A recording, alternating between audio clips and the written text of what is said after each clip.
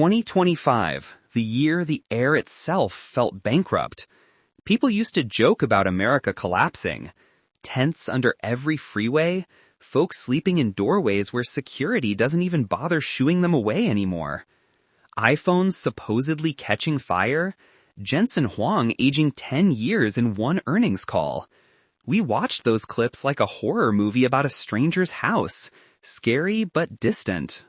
Wow, tough break over there, we'd type, adding a laughing emoji, telling friends in Taiwan to hurry back home so we could all be miserable together. The jokes stopped being funny around March. By November, Shenzhen at night looks like a city that forgot to turn its people on. The 10-degree wind is sharp enough to make your teeth chatter just standing still. A middle-aged man in a dusty safety helmet is curled on the sidewalk, using his hard hat as a pillow right beneath a giant LED ad showing a woman laughing with perfect teeth. The caption on the video someone posted reads, "Still planning to chase your dreams in Shenzhen? Come, let me show you the dream." A few kilometers away, factory gates are chained shut from the inside. 50 or 60 workers sit on plastic stools, smoking the cheapest cigarettes they can find. They stare at a hand-painted banner that says, "Give us our wages. 3 months overdue." The boss's WeChat is grayed out. His phone goes straight to voicemail. One man laughs. It's the kind of laugh that has absolutely no joy left in it. I thought 2025 would at least let me buy a train ticket home for Spring Festival. Turns out I can't even afford a standing room ticket. In Kunshen, the parks used to be free hotels for anyone between jobs. Now security patrols kick you out at 10 p.m. So hundreds of people drag their blankets to the train station's upper concourse and sleep shoulder to shoulder on the cold tile. Someone asked a 29-year-old guy why he doesn't just rent a room. He shrugged. A room costs money. Day labor jobs used to pay $280 a day. Now it's $90 on a good day, and 20 people fight for a single spot. Shopping malls have become echo chambers. I went to a Saturday night screening in Inner Mongolia. 200 seats. 1 ticket sold. Mine. The staff looked almost apologetic as they tore my ticket in half. The milk tea shops that once had lines curling out the door now hand you your drink before you finish paying. Baristas stand in perfect rows, staring at empty floor space like soldiers waiting for an invasion that never comes. Where did everyone disappear to? Most are rocking neon jackets now, tearing through red lights on electric scooters, climbing 6 flights because the elevator is busted, praying the next order is in the same district so they don't lose cash on the trip. One kid, maybe 23, hands me a bag of fried rice and actually bows slightly. "Please enjoy." I ask if he went to university. He hesitates, then nods. Computer science. 8 guys from my dorm, 3 of us do this full-time now. A buddy I know, 38, masters from Tsinghua, used to clear $350,000 a year. His wife made another $120. Both got the streamlining email the same week last May. 7 months later, 0 interviews. The flat they bought at the peak is down nearly $2 million on paper. Monthly costs still hit $280,000. He told me last week he's studying for the DD driver test. "At least the car is paid off," he said, laughing that same hollow laugh I've started hearing everywhere.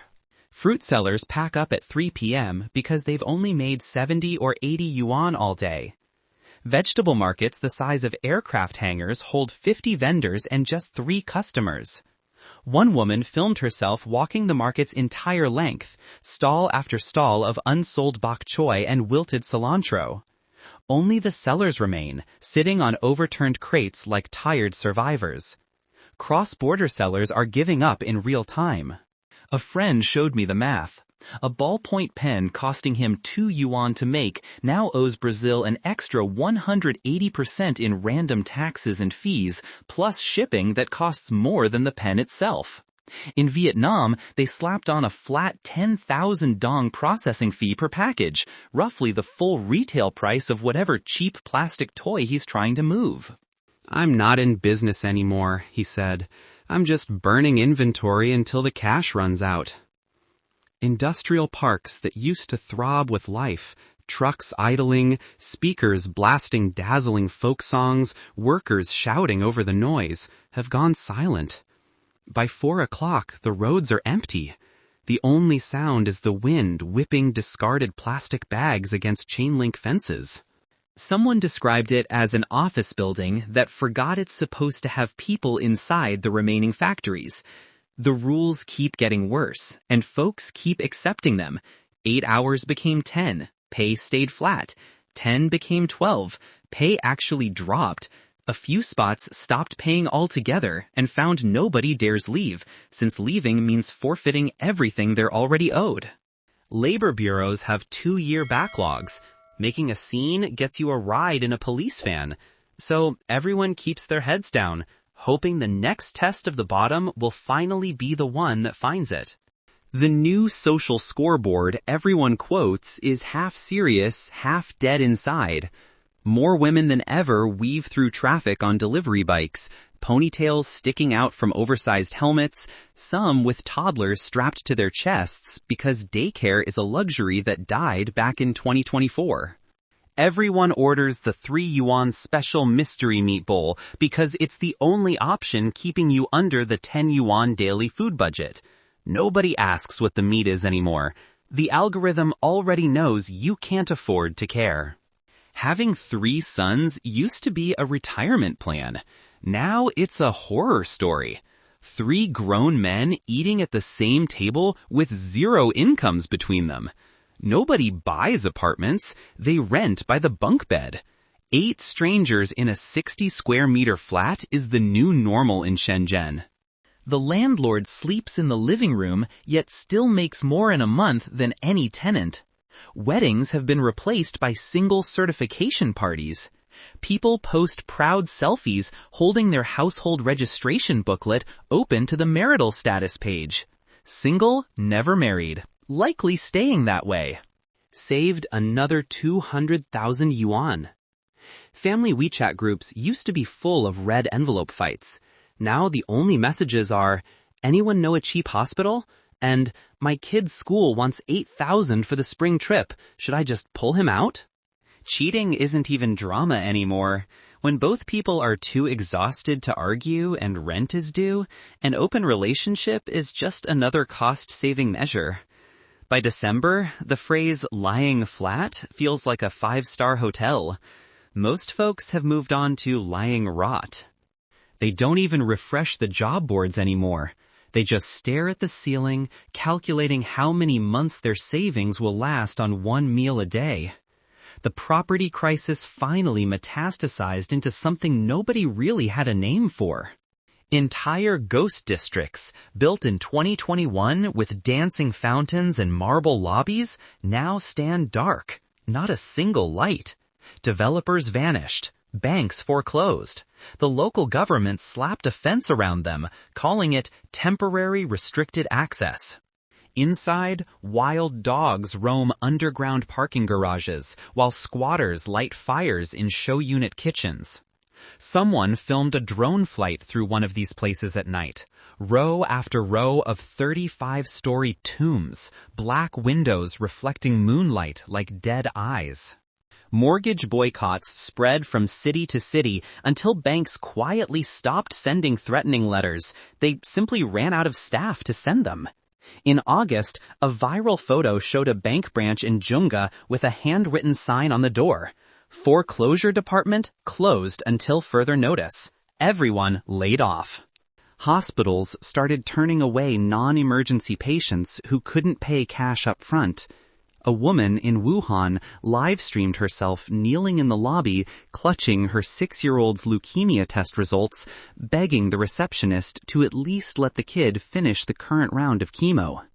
The stream cut as security dragged her out. Her last words were, "We paid the mortgage on time every month for 15 years. Where did the money go?" Schools aren't better in Guangdong. Teachers haven't been paid since September.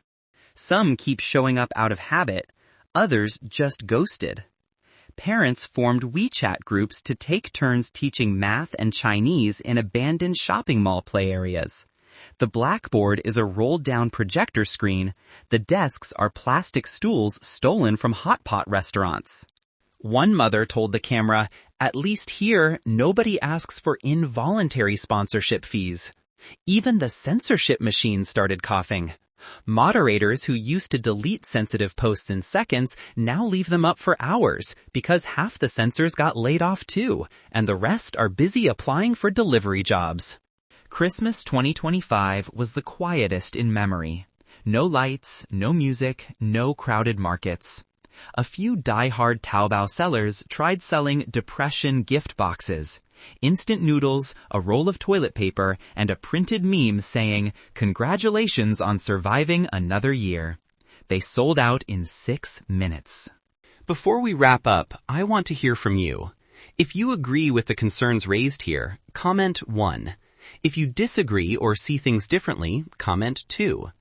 Do you believe these unfolding crises will force real change in China, or will they trigger deeper decay and suppression? Share your thoughts below. If you found this analysis valuable, please like, subscribe, and share. Your support keeps this channel alive and helps us continue delivering honest, in-depth reporting on the stories shaping people's lives.